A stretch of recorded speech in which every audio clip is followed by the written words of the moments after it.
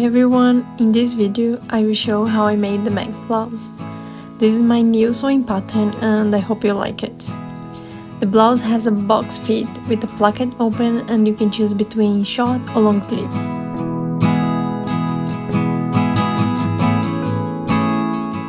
I would love to see your version of the MAC blouse, so don't forget to tag me on Instagram or TikTok.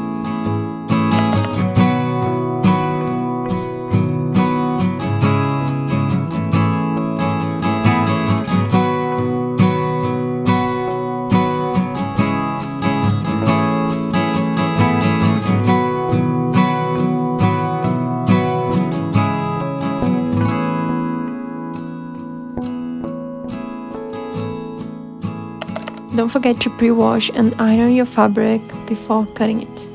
You can see that my iron is not the best and my fabric is still wrinkled, but it's okay. Every time you see the X, you know this is the wrong side of the fabric. This is optional, but I do recommend it. You should make stay stitches around the neckline and the armhole. This will prevent your fabric from stretching out. Trust me, do not skip this step.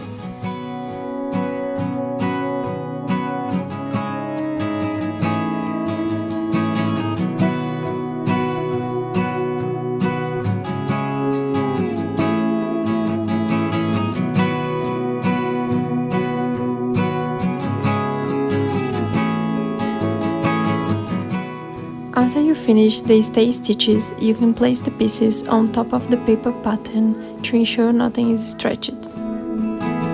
I believe this is the hardest thing to sew in this pattern, but take your time and you get it right. Fold the front pattern in half, right sides together and press it. Fold the placket in half, wrong sides together and press it.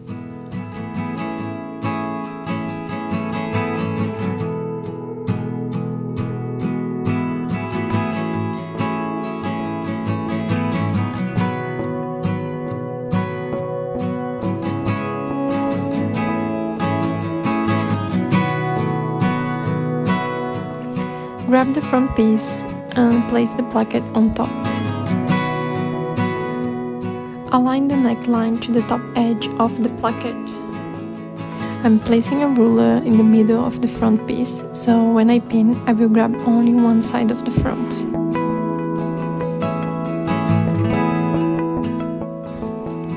Pin the placket to the front.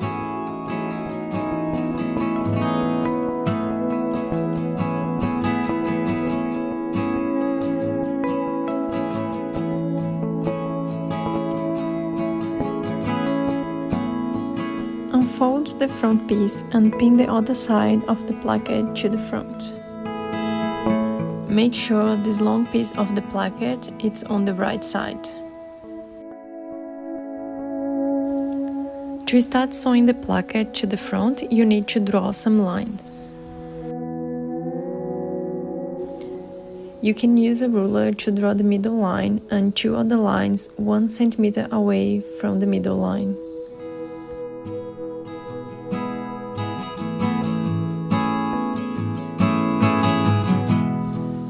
Or you can use the pattern to help you to draw the lines.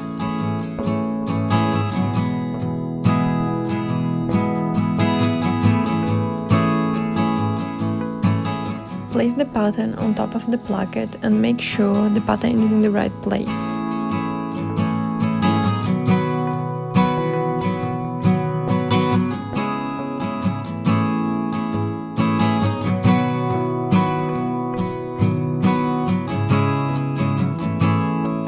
Draw the lines following the opening piece of the pattern.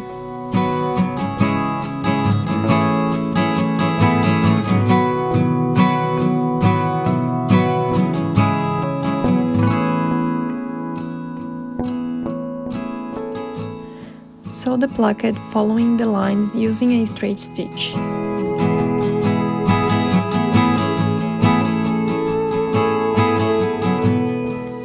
Lower the needle when turning to ensure the fabric does not move.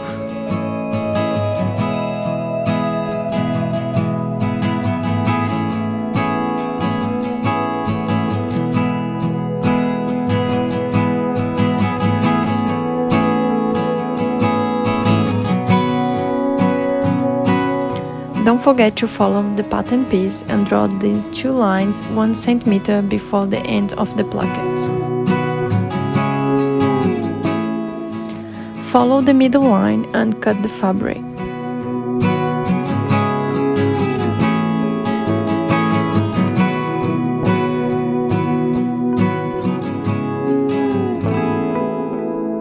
Use a smaller scissor to cut the final part and make sure you do not cut the stitches.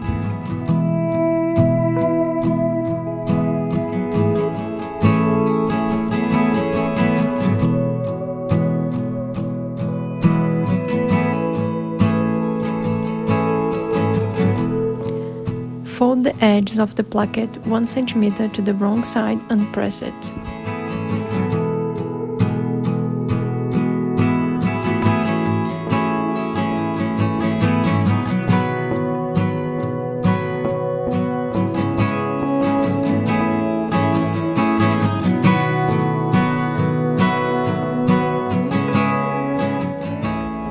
Give a good press on all the edges of the placket.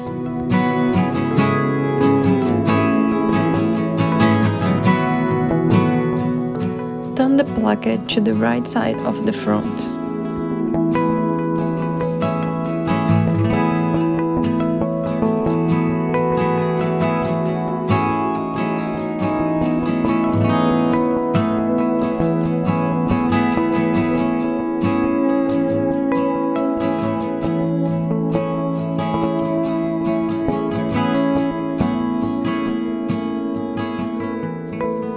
You will start to fold each part of the placket in half, matching the edge of the placket with the previous stitches.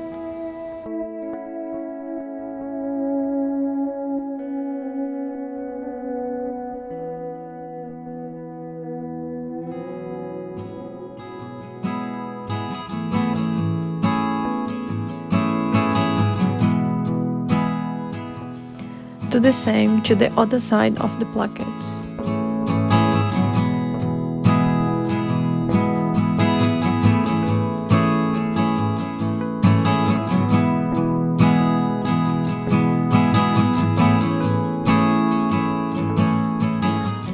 Make sure the left side of the placket hides the right side of the placket.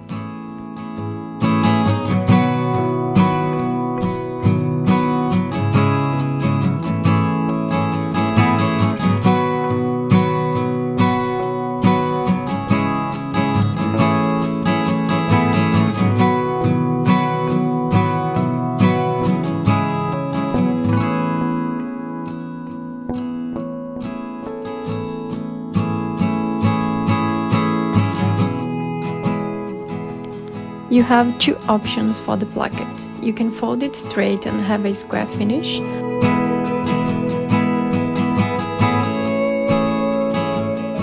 or you can fold it twice and have a triangular finish.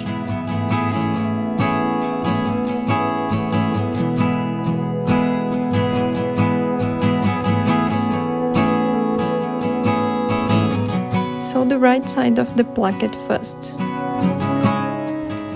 I prefer to hand stitch before sewing with my machine to ensure everything is in the right place.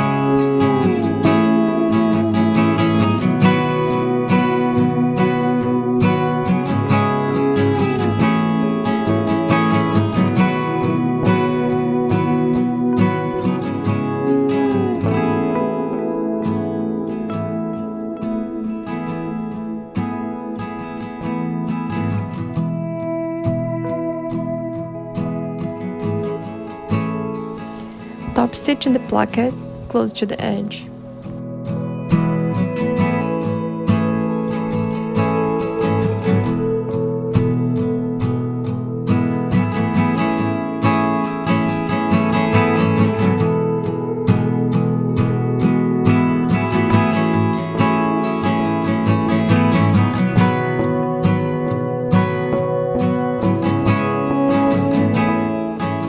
After you finish sewing the right side of the placket, sew it to the bottom opening.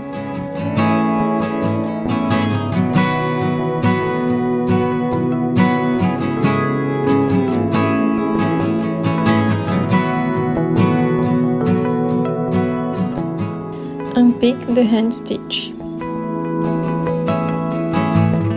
The right side of the placket is ready.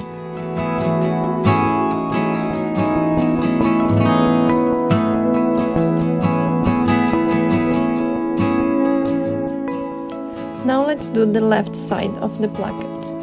I prefer to hand stitch before sewing with my machine.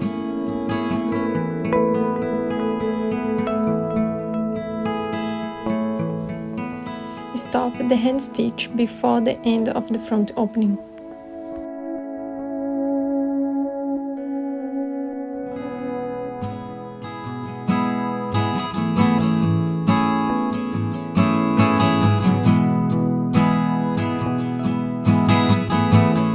Now place the left side of the placket on top of the right side and use a pin to secure it in place.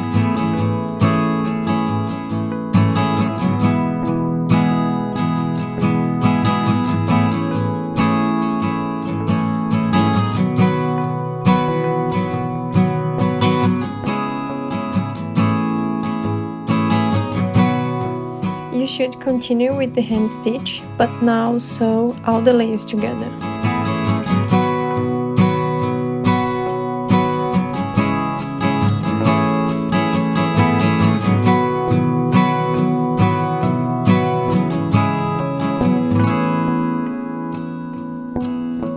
Check the inside of the blouse to know where you should sew the straight stitch that will hold both sides of the placket.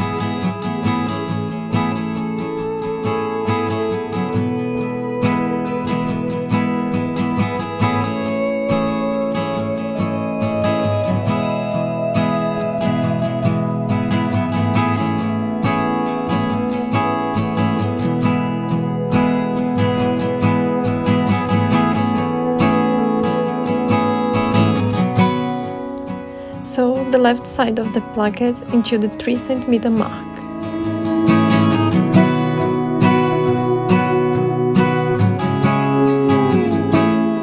Stop sewing and lower the needle.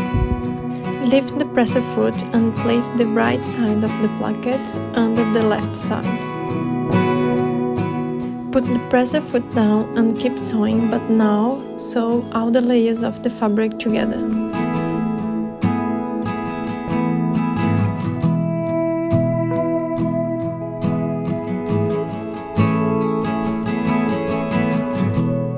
Always lower the needle when changing the sewing direction to ensure the fabric does not move.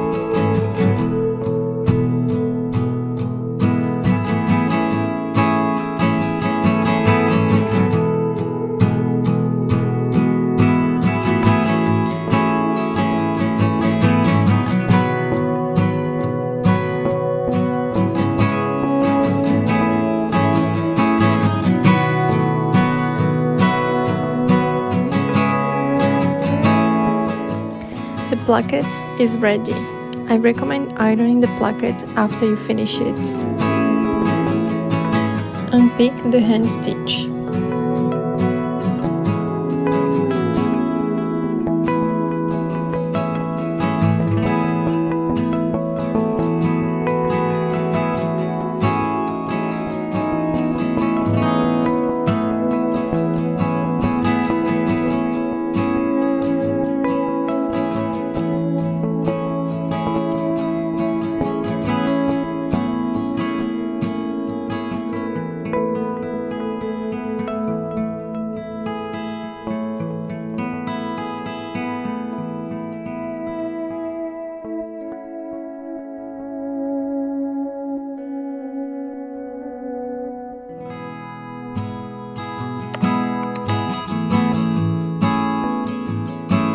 Grab the lower back piece and fold it in half. Mark the middle with a pin.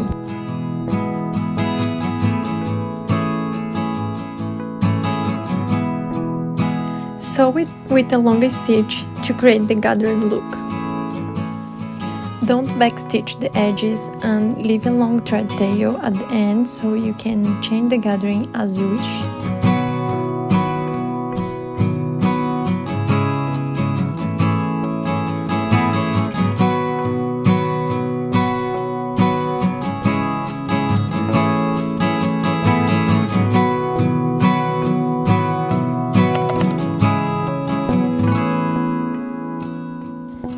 Get the yoke, fold one piece in half and mark the middle with a pin.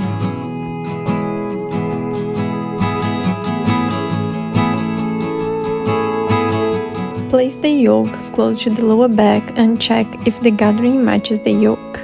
Match the center of the yoke to the center of the lower back to help evenly distribute the gathers across the back.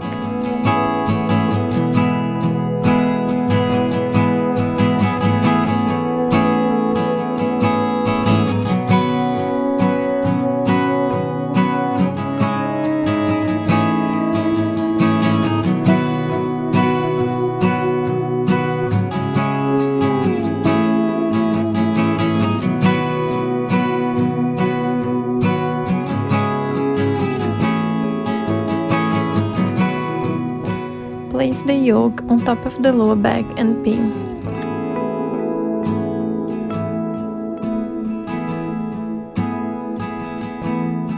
Sew the wrong side of the lower back with the right side of the yoke. Don't forget to change the stitch length back to 3.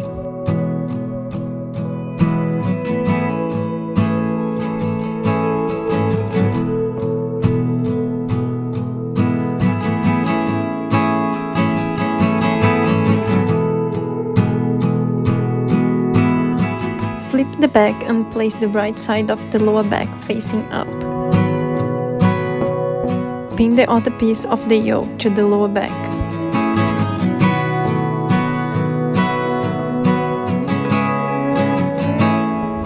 Sew all the layers together, both yokes and the lower piece. Sew the right side of the lower back with the right side of the yoke.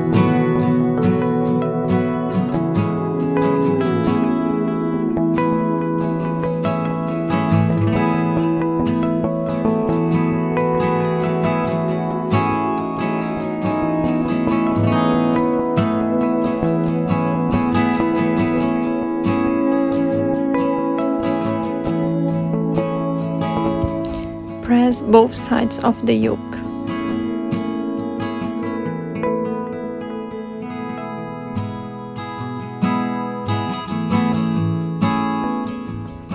Top stitch the edge of the yoke.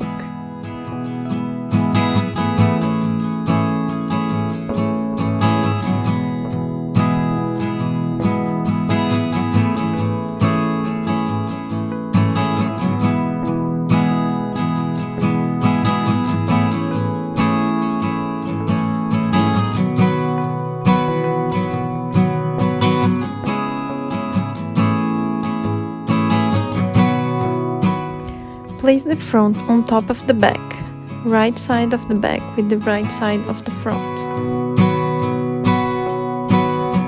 Grab one layer of the yoke and pin it together with the front shoulder.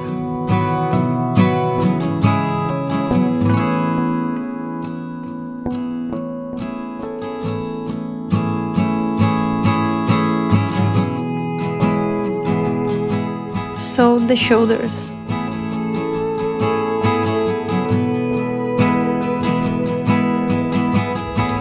We will use the burrito method. From the bottom part of the blouse, start to roll up the fabric. Grab the other shoulder of the yoke and pin it together with the front shoulder.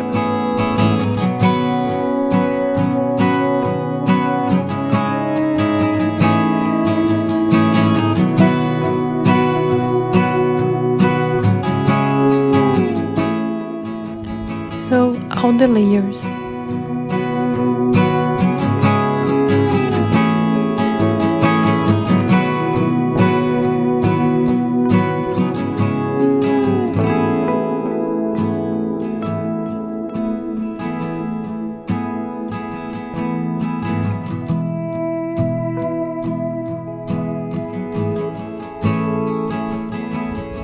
Press the shoulder seams.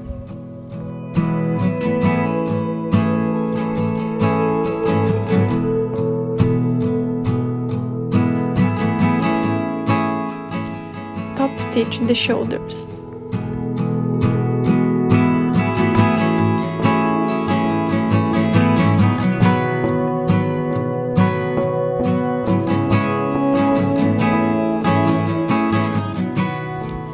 Because there are 2 layers of the yoke, you will need to stitch them together.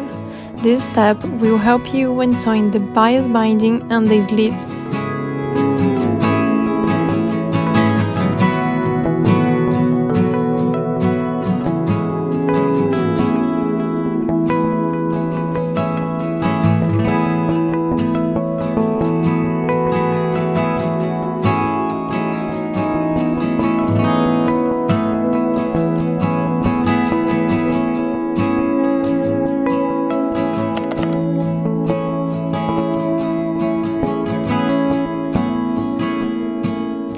With the right side of the sleeve facing up, fold 2 centimeters.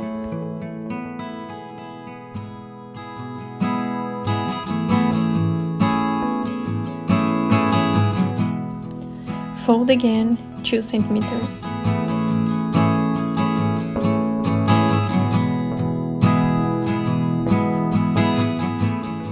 Follow the same steps for the other sleeve.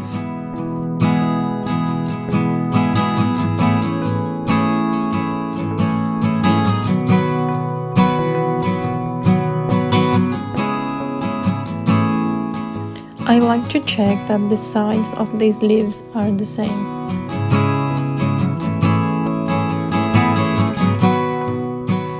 I also like to fold the sleeve in half and check that both side seams look the same. Pin it in place and top stitch the hem close to the edge.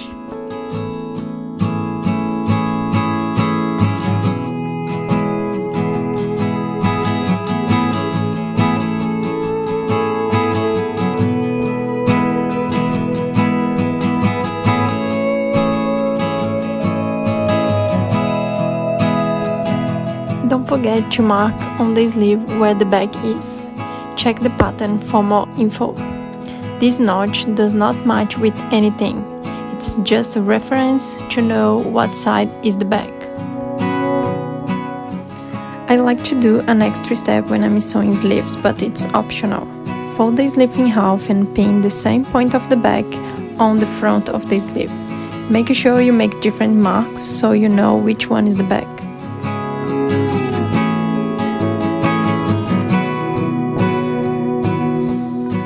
Use the long stitch and sew from one pin to the other.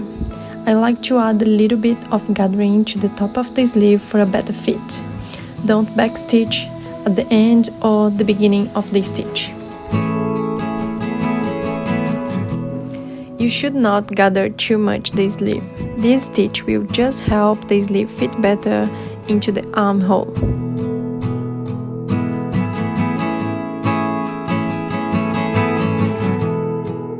Pin the right side of the sleeve with the right side of the armhole.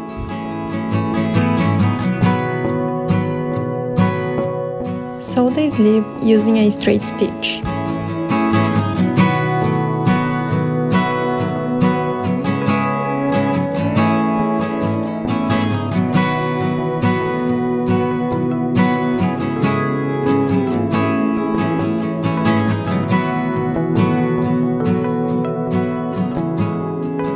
You cannot see the gathering after sewing it, but it does look good. Follow the same steps for the other sleeve.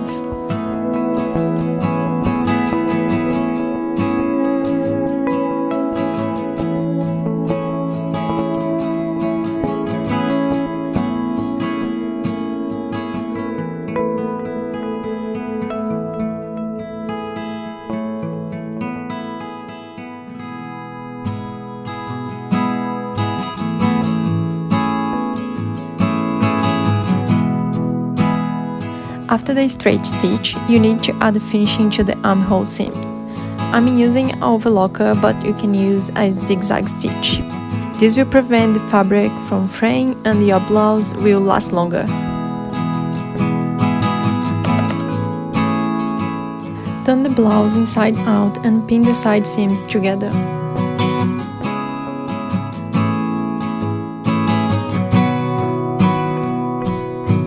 Sew the side seam using a straight stitch starting at the end of the sleeve and going down to the hem of the blouse.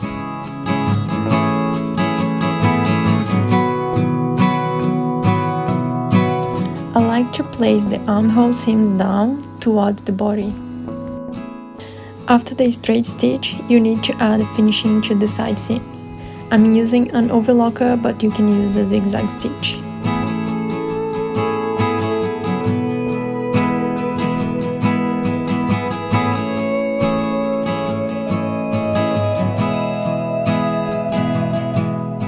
Leave a long thread tail at the end of the sleeve seam if you are using an overlocker. I like to use a tapestry needle to hide the thread tail inside the side seam.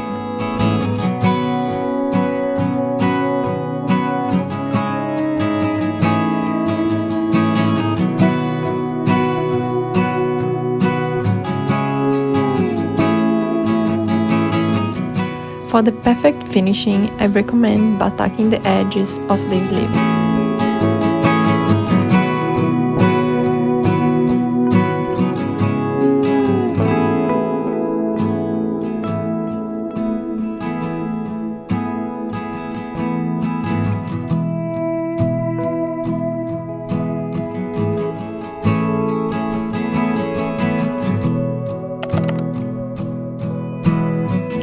You have 4 cm at the bottom of your blouse to play with. I'm folding 1 cm and then fold 3 cm, but it's up to you.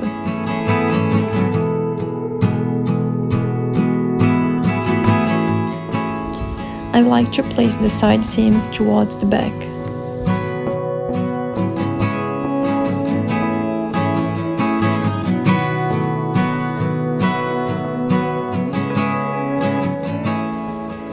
Pin the hem to ensure it stays in place.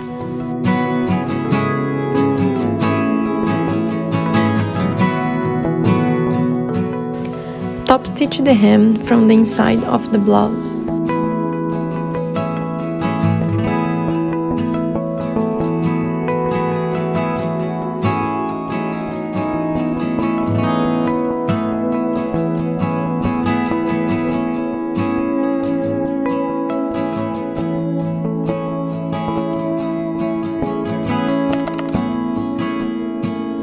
You can buy ready-to-sew binding or make your own. There is a binding pattern as a suggestion, but you can use any size of binding you prefer. I'm using an 8mm bias binding maker. If your bias binding is not continuous, you need to sew the 2 pieces into one. Place the right sides together and sew.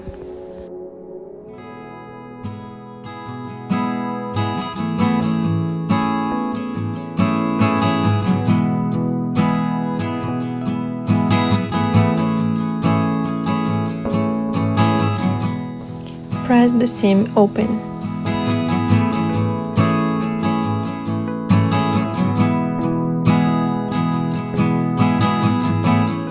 Every time you see the X, you know this is the wrong side of the fabric. I'm using a bias binding maker, but there are other ways to make it.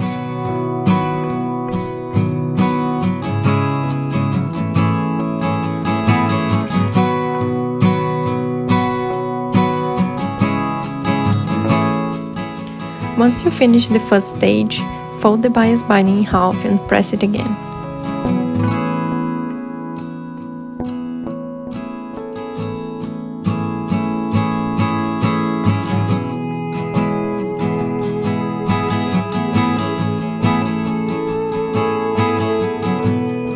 In case you want to add a label to your blouse, this is the time. I'm adding my label to the center back of the neckline.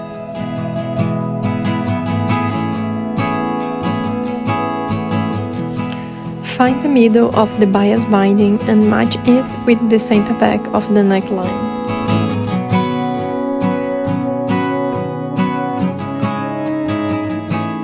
Pin the bias binding to the neckline.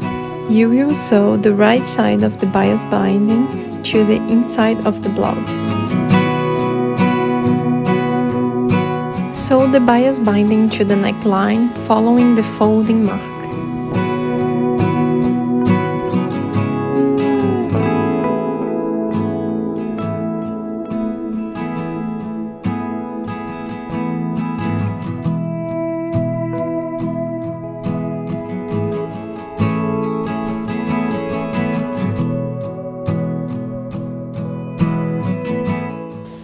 Trim any excess fabric.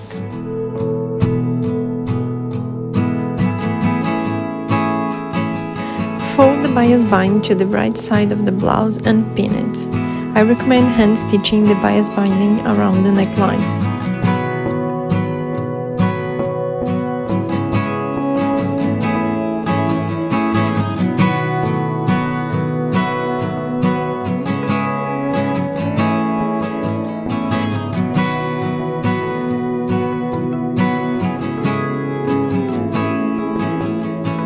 Time to decide the measurement of your bias binding.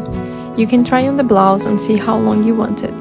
Mine is 33 centimeters long from the end of the placket. Start sewing the bias binding from the right side, going through the neckline and then the left side of the binding. Always start sewing 1 centimeter from the end of the binding so it doesn't get caught by your machine. Sew the bias binding to the neckline with a straight stitch close to the edge. Make sure you are sewing all the layers of the bias binding.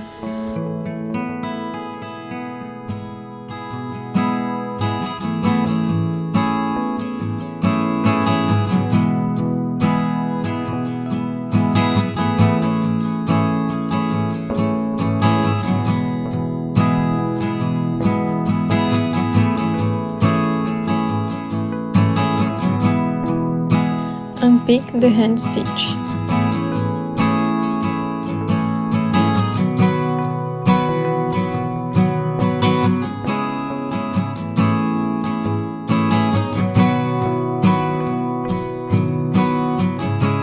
Make a knot at the end to finish the bias binding.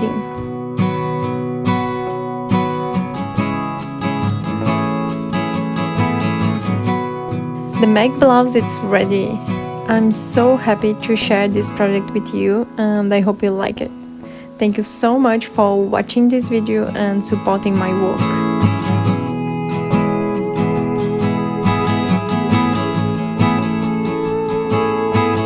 See you next time!